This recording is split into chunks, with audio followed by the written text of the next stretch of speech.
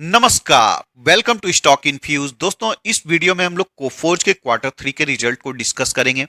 LTI Mindtree के quarter three के result को डिस्कस करेंगे।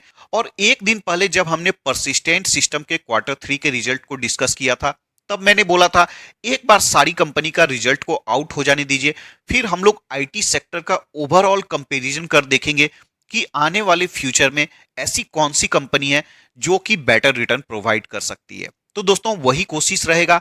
आपको यूट्यूब पर वीडियो मिलेगा जिसमें हर एक कंपनी को अच्छा बताया जाएगा, लेकिन मेरा अप्रोच और इस चैनल का अप्रोच थोड़ा सा डिफरेंट होता है। दोस्तों, मेरी कोशिश होती है मैं कंपैरिजन कर आपको बताऊं कि आप कौन से स्टॉक में इन्वेस्टमेंट करिएगा तो आप बेटर रिटर्न निकाल पाइएगा। दोस्तों, डेटा के साथ बताने का कोशिश करता हूं।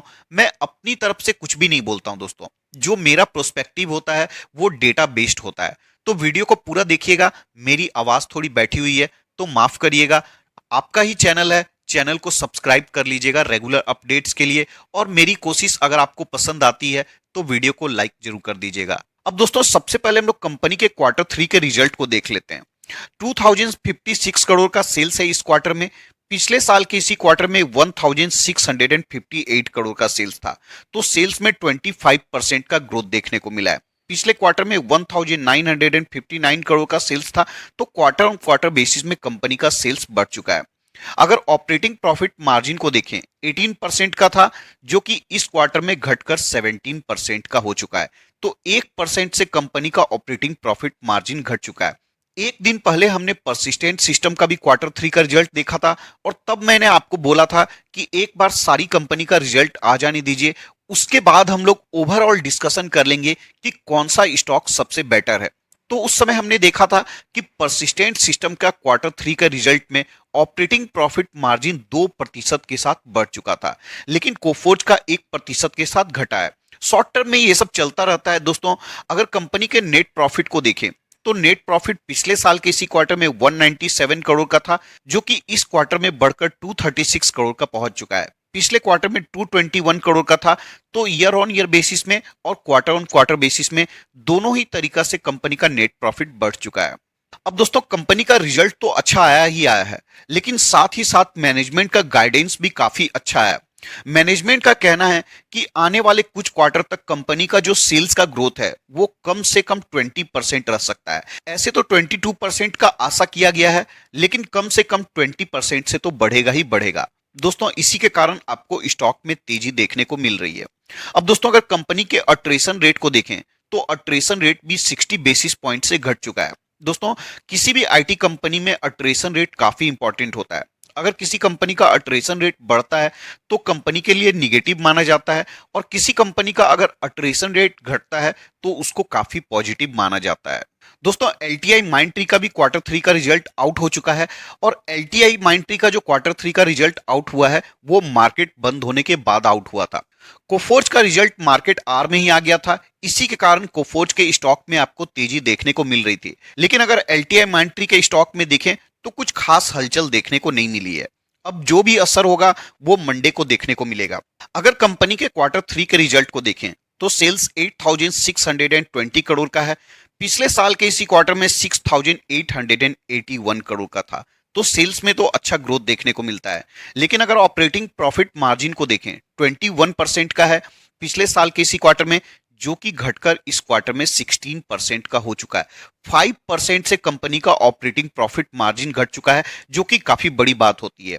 अगर कंपनी का ऑपरेटिंग प्रॉफिट मार्जिन घटा है तो नेट प्रॉफिट भी घटना चाहिए, जो कि घट भी गया है। 1001 करोड़ का कंपनी का प्रॉफिट आया है, जो कि पिछले साल के इसी क्वार्टर में 1050 करोड़ का प्रॉफिट था। तो ईयर ऑन ईयर बेसिस में घट चुका है, और लास्ट क्वार्टर से भी कंपैरिजन करें तो भी आपको घटता हुआ नजर आ रहा है।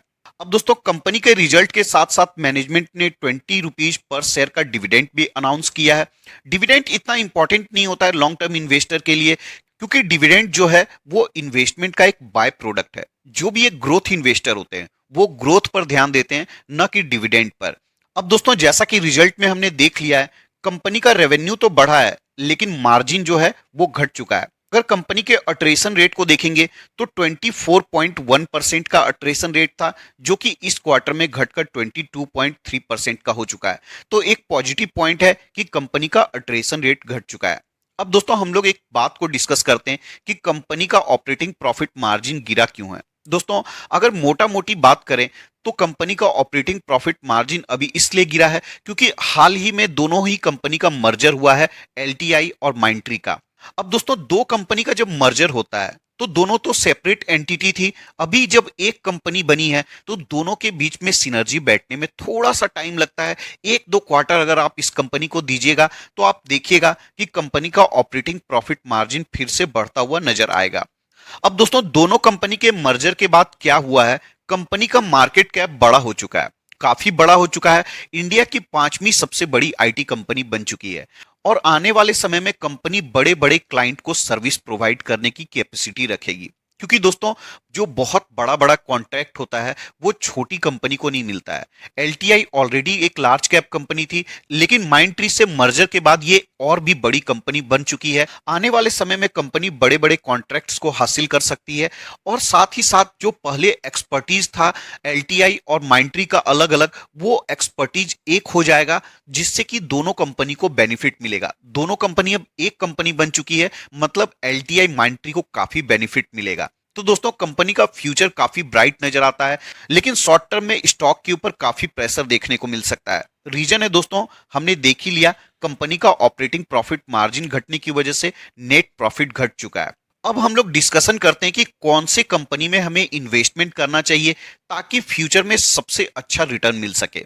अब देखिए दोस्तों, इन्वेस्टमेंट के लिए चार सेक्टर जो होता है वो कोर सेक्टर होता है। एक आईटी हो गई, केमिकल हो गई, फाइनेंस हो गई और कंजम्पशन वाली जितनी भी कंपनी है वो कोर सेक्टर में आती है। इसलिए आईटी सेक्टर की जो भी कंपनी में आप इन्वेस्टमेंट करेंगे, बड़े ध्यान से उसको चुनना चाहिए ताकि आपको अच्छा रिटर्न मिल सके।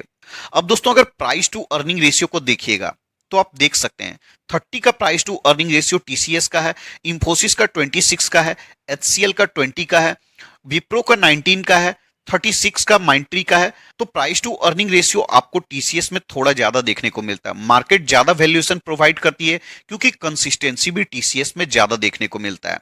अगर सेल्स एंड प्रॉफिट के ग्रोथ को देखें तो आप सेल्स ग्रोथ को देख सकते हैं। सेल्स ग्रोथ आपको सबसे अच्छा 5 साल का एलटीआई माइंट्री में देखने को मिलेगा, 19% का है देखिए। और अगर प्रॉफिट के ग्रोथ को देखिएगा, ये भी 19% का है। अगर टीसीएस का देखिएगा तो 10% का सेल्स का ग्रोथ है, प्रॉफिट का ग्रोथ 7% का है। किसी भी कंपनी का सेल्स का ग्रोथ एलटीआई माइंडट्री से बेटर नहीं है। अगर विप्रो का देखिएगा, बहुत सारे लोग विप्रो में इन्वेस्टमेंट करने के लिए बताते हैं। मैंने हमेशा बोला है, आपको अगर अच्छा रिटर्न चाहिए तो आपको विप्रो में इन्वेस्टमेंट नहीं करना चाहिए। दोस्तों, एक बहुत अच्छी कहानी है कि किसी ने 1980s में 10,000 रुपीज इन्वेस्टमेंट किया था, वो बहुत बड़ा रिटर्न बन गया। दोस्तों, हर कंपनी का एक फेज होता है जब वो कंपनी एक ग्रोथ कंपनी होती है। अभी के समय कंपनी ग्रोथ कंपनी नहीं है। अगर लास्ट 20 ईयर का भी रिटर्न देखिएगा, बहुत ही स्लो रिटर्न है। लास्ट 10 ईयर का भी रिटर्न देखिएगा, आपको बहुत कम रिटर्न देखने को मिलेगा। वैसे ही अगर आप सेल्स एंड प्रॉफिट का ग्रोथ देखिए, 7.42% का है, प्रॉफिट का ग्रोथ 7.56% का है। सबसे कम प्रॉफिट एंड सेल्स का ग्रोथ आपको विप्रो में ही नजर आएगा। और रिटर्न भी देखिएगा तो 3 ईयर का रिटर्न आपको सबसे कम विप्रो में ही देखने को मिलेगा, 17% का। और सबसे अच्छा रिटर्न देखिएगा तो एलटीआई माइंडट्री का है 30% का, और 5 ईयर का भी रिटर्न देखिएगा तो 30.56% का रिटर्न है। तो दोस्तों, समझदार के लिए इशारा काफी है। अगर आपको अच्छा रिटर्न चाहिए तो आपको कौन सी कंपनी में इन्वेस्टमेंट करना चाहिए। ये तो हो गई लार्ज कैप कंपनी की बात। अगर मिड कैप आईटी कंपनी में देखें तो कौन सी कंपनी में हमें बेटर रिटर्न मिल सकता है। अगर प्राइस टू अर्निंग रेशियो देखें तो सबसे ज्यादा प्रीमियम वैल्यूएशन पर आपको टाटा एलेक्सी का देखने को मिलेगा, 37 का परसिस्टेंट सिस्टम का है, और कोफोर्ज का देखें तो 31 का है। अब दोस्तों, पॉइंट को नोट करिएगा, हमने देखा कि टीसीएस का भी प्राइस टू अर्निंग रेशियो 30 के आसपास है और कोफोर्ज का भी प्राइस टू अर्निंग रेशियो 30 के आसपास है। लेकिन अगर कोफोर्ज के सेल्स ग्रोथ को देखिएगा तो कमाल का सेल्स का ग्रोथ नजर आएगा। 5 ईयर का सेल्स का ग्रोथ देखिए 18% का है, प्रॉफिट का ग्रोथ देखिए 20% का है। अगर परसिस्टेंट सिस्टम का सेल्स का ग्रोथ देखिएगा 14.69% का है, और प्रॉफिट का ग्रोथ देखिएगा 16.97% का नजर आता है। अगर 5 ईयर के रिटर्न को देखिएगा तो सबसे अच्छा रिटर्न आपको टाटा एलेक्सी का देखने को मिलेगा। लेकिन टाटा एलेक्सी एक प्रोडक्ट आईटी कंपनी है और परसिस्टेंट सिस्टम और कोफोर्ज जो है वो सर्विस आईटी कंपनी है, तो दोनों के बीच में थोड़ा सा अंतर होता है। हम लोग अभी सर्विस आईटी कंपनी पर फोकस कर रहे हैं, किसी और वीडियो में हम लोग प्रोडक्ट आईटी कंपनी के ऊपर भी फोकस कर लेंगे। तो 3 ईयर का रिटर्न देखिए, 81% का परसिस्टेंट सिस्टम में, 30% का आपको कोफोर्ज में देखने को मिलता है। लेकिन अगर 5 ईयर के रिटर्न को देखिएगा तो आप देखिए ऑलमोस्ट 40% का सीएजीआर कोफोर्ज में है, 40 के आसपास ही परसिस्टेंट में है, और टाटा एलेक्सी का भी 42 देखने को मिलता है। तो 3 ईयर में परसिस्टेंट और टाटा एलेक्सी ने काफी बेटर परफॉर्म किया है, लेकिन लॉन्ग टर्म का रिटर्न देखिएगा तो कोफोर्ज का आपको बेटर नजर आएगा। अब दोस्तों प्राइस टू अर्निंग रेशियो भी आपको कोफोर्ज का सबसे रीजनेबल नजर आएगा। और दोस्तों कोफोर्ज का सेल्स और प्रॉफिट का ग्रोथ सबसे अच्छा है, रिटर्न भी काफी अच्छा है, और कंपनी रीजनेबल वैल्यूएशन पर भी ट्रेड कर रही है। सेल्स एंड प्रॉफिट ग्रोथ के हिसाब से देखें तो मुझे ऐसा लगता है कि आपको कोफोर्ज में इन्वेस्टमेंट करना चाहिए, लेकिन आप चाहें तो परसिस्टेंट सिस्टम में भी इन्वेस्टमेंट कर सकते हैं, ऐसी कोई बुराई नहीं है। ये जस्ट मेरा पर्सनल चॉइस है दोस्तों, दोनों ही कंपनी आपको अच्छा रिटर्न प्रोवाइड कर सकती है, आपकी मर्जी, आप जिस भी कंपनी में इन्वेस्टमेंट कर सकते हैं, दोनों ही कंपनी इन्वेस्टमेंट के लिए काफी अच्छी है। अब दोस्तों एक बार हम लोग कोफोर्ज और परसिस्टेंट का रिटर्न का कंपेरिजन कर लेते हैं लॉन्ग टर्म में। 5 ईयर का रिटर्न देखिए, 393% का रिटर्न आपको कोफोर्ज में है, और परसिस्टेंट का 443% का रिटर्न है। तो 5 साल में परसिस्टेंट का रिटर्न थोड़ा बेटर नजर आता है। लेकिन अगर मैक्स के रिटर्न को देखें तो आपको कोफोर्ज का रिटर्न थोड़ा बेटर नजर आता है। तो दोनों ही कंपनी काफी कॉम्पिटिटिव है, और दोनों का ही रिटर्न काफी अच्छा है। कोई भी बता नहीं सकता है कि फ्यूचर में दोनों में से कौन सी कंपनी आपको ज्यादा रिटर्न प्रोवाइड कर सकती है। इसलिए मैंने बोला दोनों में से कोई भी कंपनी में इन्वेस्टमेंट कर सकते हैं। मेरा ऐसा मकसद नहीं है कि मैं आपको कंफ्यूज करूं दोस्तों। अब दोस्तों एलटीआई माइंडट्री में देखें कि म्यूचुअल फंड वाले क्या कर रहे हैं, तो आप देखिएगा बहुत सारे म्यूचुअल फंड वाले इस कंपनी में अपने स्टेक को बढ़ा रहे हैं। आप देख सकते हैं, सबसे पहले अगर यूटीआई फ्लेक्सी कैप फंड को देखें तो इन्होंने थोड़ा सा घटाया है। उसके बाद म्यूचुअल फंड को देखिए, एक्सिस म्यूचुअल फंड उन्होंने बढ़ाया है, टाटा डिजिटल इंडिया फंड उन्होंने बढ़ाया है। आप जितना भी प्लस में देखेंगे वो बढ़ता हुआ नजर आ रहा है, और जो भी आपको रेड में दिखेगा निगेटिव में वो घटता हुआ नजर आ रहा है। तो बहुत सारे म्यूचुअल फंड इस कंपनी में इन्वेस्टेड है, और बहुत सारे म्यूचुअल फंड ने अपने होल्डिंग्स को बढ़ा भी दिया है। लेकिन दोस्तों अगर सारे म्यूचुअल फंड का रिटर्न को देखें, ये रिटर्न है, तो आप देखिएगा सभी को लॉस हो रहा है, लेकिन सभी ने अपने स्टेक को होल्ड किया हुआ है। कुछ म्यूचुअल फंड को प्रॉफिट भी हो रहा है, वो लॉन्ग टर्म से इन्वेस्टेड होंगे, तो आप देख सकते हैं। तो इसलिए दोस्तों चाहे आप म्यूचुअल फंड के थ्रू इन्वेस्टमेंट करें, चाहे आप डायरेक्ट स्टॉक में इन्वेस्टमेंट करें, अगर आप पेशेंस रखेंगे तो लॉन्ग टर्म में आपको रिटर्न मिलेगा। अगर शॉर्ट टर्म में आप परेशान होंगे तो न म्यूचुअल फंड में आपको रिटर्न मिलेगा, न ही आप स्टॉक में रिटर्न कमा पाएंगे। दोस्तों यही इन्वेस्टिंग का रूल है, क्योंकि दोस्तों ऐसा तो होने वाला नहीं है आपने आज इन्वेस्टमेंट किया और कंपनी का प्रॉफिट कल से बढ़ना स्टार्ट हो जाए। नहीं दोस्तों, कंपनी का बिजनेस को ग्रो होने में टाइम लगता है। जैसे जैसे कंपनी प्रॉफिट कमाते जाएगी वैसे वैसे आपको रिटर्न मिलता जाएगा। इसलिए मैं हमेशा बोलता हूं लॉन्ग टर्म में आपका रिटर्न उसी कंपनी में बनेगा जिस कंपनी का सेल्स एंड प्रॉफिट का ग्रोथ बेटर है। शॉर्ट टर्म में आपको किसी भी कंपनी में रिटर्न मिल सकता है, न्यूज की वजह से, मार्केट सेंटीमेंट की वजह से, किसी भी कारण से आपको मिल सकता है। तो दोस्तों अगर आप एक लॉन्ग टर्म इन्वेस्टर है तो आपको कंपनी का लॉन्ग टर्म का सेल्स एंड प्रॉफिट का ग्रोथ देखना चाहिए, मैनेजमेंट देखना चाहिए, और स्टॉक को पकड़कर अच्छे से इन्वेस्टमेंट करना चाहिए, और आंख बंद करके स्टॉक को लॉन्ग टर्म के लिए होल्ड करना चाहिए। बीच बीच में आपको ट्रैक भी करना चाहिए कि कंपनी में चल क्या रहा है। इससे कॉन्फिडेंस बिल्डिंग भी होती है और आपका नॉलेज भी बढ़ता है। तो इस वीडियो के डिस्कशन के लिए इतना ही रखते हैं। वीडियो पसंद आए तो वीडियो को लाइक कर दीजिएगा। चैनल आपका ही है, चैनल को सब्सक्राइब कर लीजिएगा। मिलते हैं किसी और वीडियो में, तब तक के लिए धन्यवाद।